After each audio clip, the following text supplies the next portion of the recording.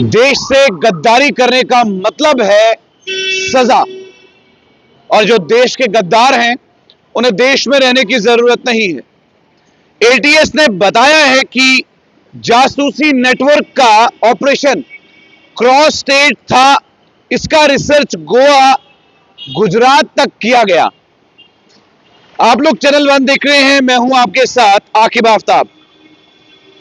Investigation के दौरान ATS ने अनयूजुअल डिजिटल कम्युनिकेशन और फाइनेंशियल ट्रांजैक्शंस ऑब्जर्व किए।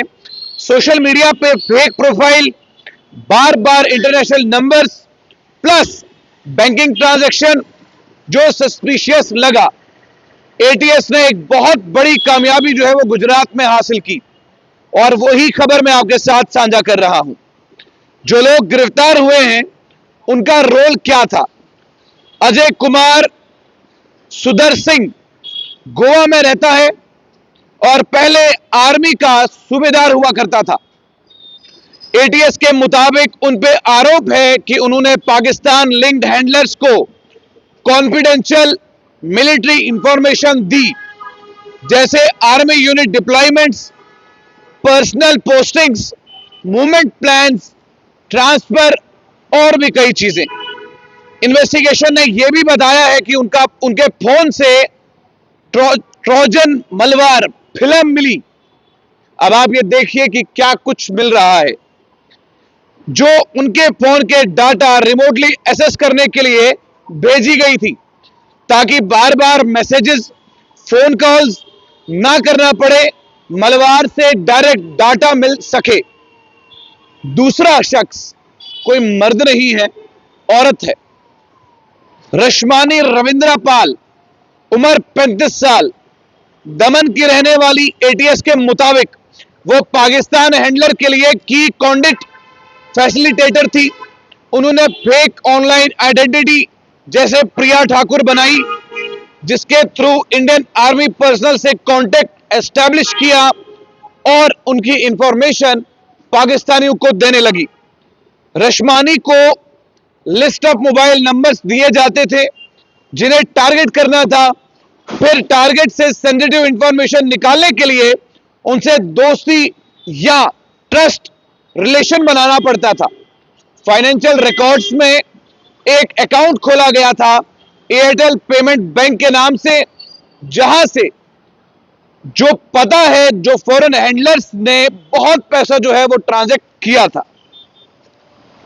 क्या टाइप की इंफॉर्मेशन लीक होने की बात हो रही थी, ये सवाल है। इसका जवाब है एटीएस के मुताबिक नेटवर्क के थ्रू पाकिस्तानी लिंक्ड हैंडलर को यह जानकारी मिलने की कोशिशें हो रही थी। Army unit deployments, postings, army movements और transfer. Movement of army units of personal या bodily sensitively military information that could compromise security. Remote data extraction from device via trojan malware, जैसे कॉल्स, मैसेजेस के बिना भी data leak हो सकता था। इस इन्वेस्टिगेशन के प्रोसेस में बहुत सारी चीजें पता चली। एटीएस ने शुरू में digital surveillance, human intelligence, financial tracking score किया, social media activity, suspicious payment transaction, phone call logs. फिर फॉरेंसिक एनालिसिस हुआ। फोन सीज करने के बाद जो मूवी निकली उसमें WhatsApp online chats, international call logs, document, list of mobile numbers, bank account statement, ये सारी चीजें मिली। आईपी ट्रैकिंग से पता चला कि सेशन पाकिस्तान के आईपीएस से हो रहा था, जो शो करता है कि कम्युनिकेशन कैजुअल चैट नहीं बल्कि ऑपरेशनल था। एक जबरदस्त मूवी थी और उस मूवी का डायलॉग था कि बाहर के गद्दारों को तो मार ही देंगे, लेकिन जो देश के अंदर दिमाग का काम कर रहे हैं उनका क्या। तो ये वही दिमाग का काम करने वाले कुछ लोग हैं जो इस समय हमारे देश को खोखला कर रहे हैं।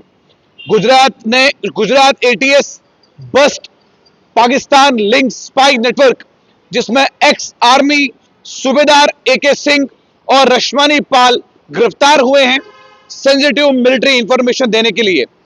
अब आप मुझे ये बात बताइए कि इनको क्या सजा मिलनी चाहिए, क्योंकि मैं कह रहा हूं ना अफजल गुरु की जरूरत ना AK सिंह की जरूरत, ना डॉक्टर उमर की जरूरत, ना ज्योति मल्होत्रा की जरूरत, क्योंकि इन लोगों के पास कोई मजहब नहीं है। देश को बेचने वाले कभी देश के वफादार नहीं हो सकते। ऐसे गद्दारों को देश से, मुल्क से बाहर डाल देना चाहिए। इस पर आपकी क्या राय है, कमेंट सेक्शन में जरूर कहिएगा।